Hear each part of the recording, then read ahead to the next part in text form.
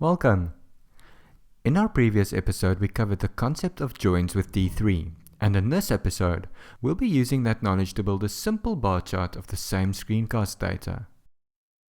We're not going to use SVG yet, as I want to introduce you to one concept at a time.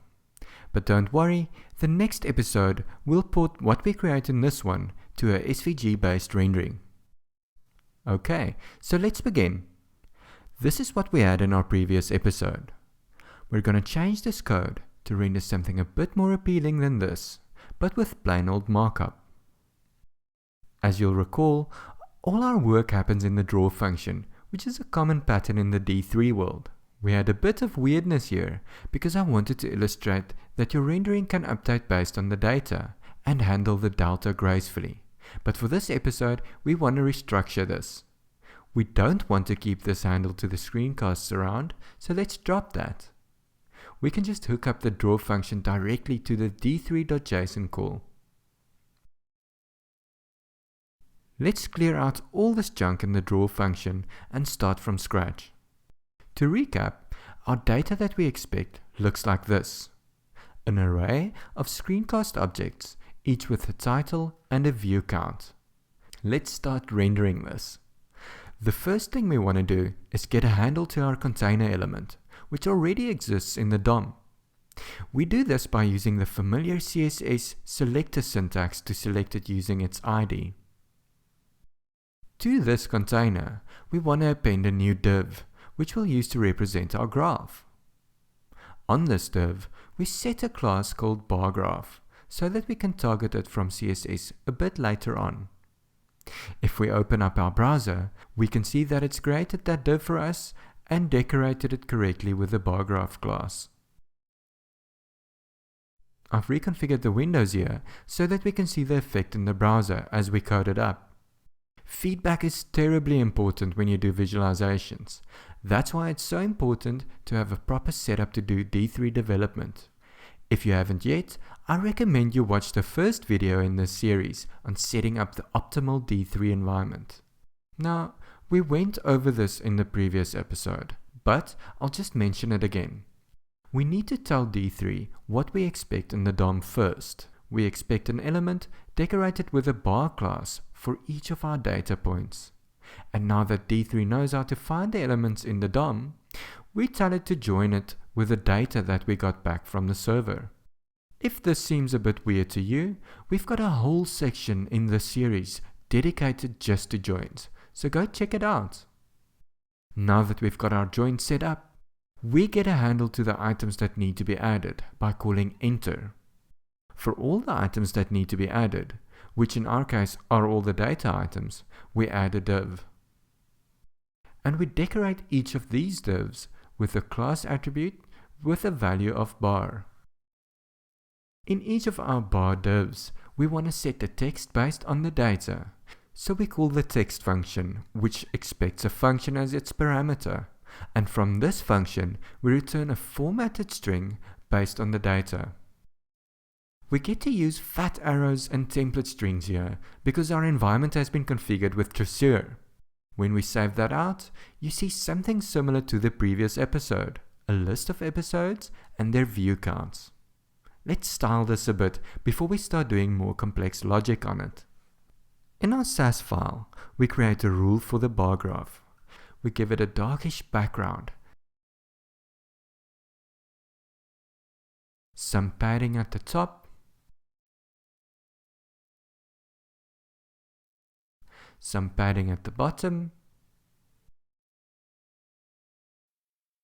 and some padding on the left.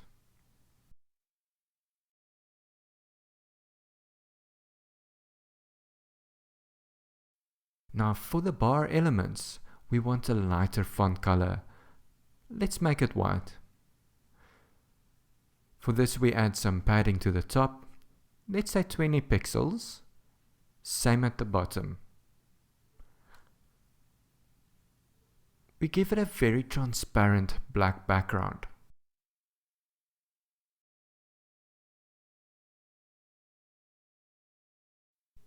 and also some spacing between the bars with a bottom margin.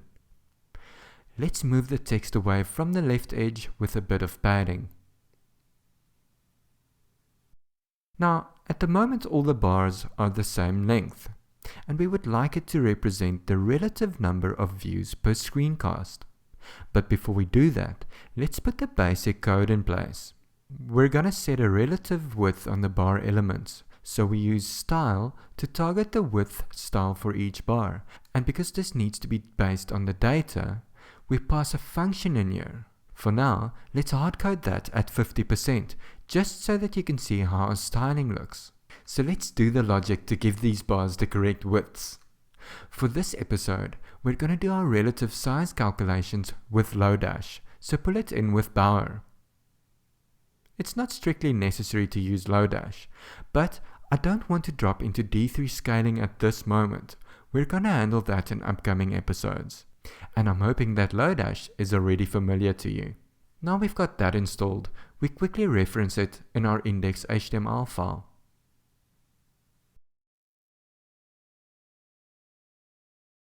So with that out of the way, we get to use Lodash. First, let's just sort the data based on its view count. We call the sort by function and say that we want our data sorted by the view count attribute of each item. In order to do the relative sizing, we need to find out what the maximum number of views are from our whole array of screencasts. So we use the max function to get the item with the biggest view count value. We want the actual value, not the screencast, so we get the view count attribute's value and assign that to the variable. Let's log that out quickly, just to make sure that it worked. Yep, it worked. Where we hard-coded 50% earlier, we can now calculate the relative width based on the data. I'm just going to give it a bit more space even though it mucks up my exemplary indentation over here. We want to calculate the percentage of the current screencast views compared to the maximum number of views which we got earlier. So we divide the count by the max views variable, then time it by 100 to get the percentage. And because we're working with CSS here, we concatenate a percentage character. As soon as we save that out, you can see that our chart updated. Let's drag that window bigger. Cool, so we've got a pretty decent chart rendered with D3, purposefully avoiding SVG. Let's do a quick recap. In our script file, we sorted with Lodash and calculate the biggest number of views in the set. We select the container element and append our bar graph div. We get a join by doing a select all for the elements that will be represented by the data and joining that with the data we got from the server. We specify our enter logic for the join. We want to append a div with a class attribute of bar for each item. We then use a simple calculation to calculate the relative width, and lastly we set the text on each element based on its screencast. In our SAS file, we styled the bar graph and bar items. We'll still be following the same basic recipe in upcoming screencasts, where we start using SVG. That's it for this episode.